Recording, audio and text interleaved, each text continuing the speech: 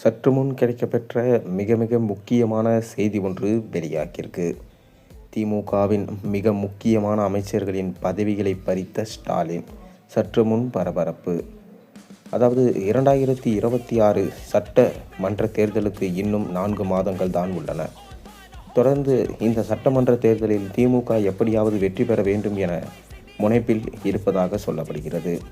மேலும் ஸ்டாலின் அவர்கள் இம்முறை வெற்றி என்பது சுலபமாக பெற்றுவிட முடியாது எனவும், அதிமுகவில் இருந்தும் பல கட்சிகளிலிருந்தும் தற்போது திமுகவுக்கு தொடர்ந்து கட்சி தாவல் நடந்து கொண்டேதான் உள்ளது. அவர்களுக்கு முக்கிய பொறுப்புகளும் முக்கிய பதவிகளும் வழங்கப்படுவதாக சொல்லப்படுகிறது.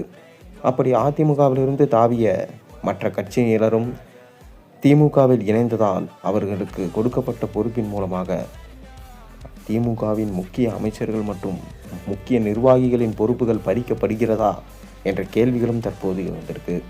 துரைமுருகன், பொன்முடி, KN நேரு போன்ற மூத்த அமைச்சர்களின் பதவிகளை பறித்துவிட்டு அவர்களை அரசியலில், அதாவது வருகின்ற 2026 சட்டசபை தேர்தலில் நிற்க வைக்க வேண்டாம், புதிய இளமையான முகங்களை அறிமுகப்படுத்துவோம், அதிமுகவில் இருந்து திமுகவுக்கு தார்விதியர்களுக்கு வாய்ப்புகளை வழங்குவோம் என்கின்ற செய்திகளும் தற்போது கிடைக்கப்பெற்றிருக்கு. இதனால் திமுகவில் உள்ள நிர்வாகிகளும் மூத்த அமைச்சர்களும் தற்போது மிகவும் அதிருப்தியில் இருப்பதாக சொல்லப்படுகிறது. முக்கியமாக சேகர் பாபு, துரைமுருகன், KN நேரு, பொன்முடி போன்ற மிக முக்கியமான நபர்களுக்கு இம்முறை வாய்ப்பு வழங்கப்படாது எனவும் சொல்லப்படுகிறது. இதற்கு காரணம் அனைத்து பொறுப்புகளும் உதயநிதியின் வசம்தான் உள்ளது.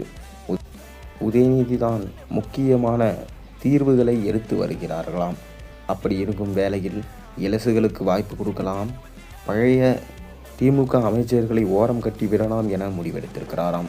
அது மட்டுமில்லாமல் செந்தில் பாலாஜி, KN நேரு, பொன்முடி, KSSR ராமச்சந்திரன் போன்ற மிக முக்கியமான அமைச்சர்கள் மீது ஊழல் வழக்கு நிலுவையில் இருப்பதால் அவர்கள் எப்போது வேண்டுமானாலும் அமலாக்கத்துறையால் தூக்கப்படலாம். அதனால் அவர்களுக்கு வாய்ப்பு வழங்காமல் தற்போது வேறு ஒருவர்களுக்கு அந்த இடத்தில் வாய்ப்பு வழங்கினால் கண்டிப்பாக இம்முறை திமுக தப்பிச்சுவிடும் என தற்போது முடிவுகளை எடுத்ததாக சொல்லப்படுகிறது. எது எப்படி இருந்தாலும் திமுகவின் இந்த முடிவு கட்சிக்கு பெரும் ஆபத்தை தான் விளைவிக்கும் என சொல்லப்படுகிறது. தொடர்ந்து திமுகவில் இருக்கும் அமைச்சர்கள் அனைவரும் அதிமுகவில் இது வேறொரு கட்சியிலிருந்து வந்தவர்களாக இருந்தால் திமுக எப்படி திமுகவாக இருக்கும்? நீங்கள் உங்களுக்கு தெரிஞ்ச கருத்துக்களை மறக்காமல் கீழே கமெண்ட்டின் வாயிலாக சொல்லுங்கள்.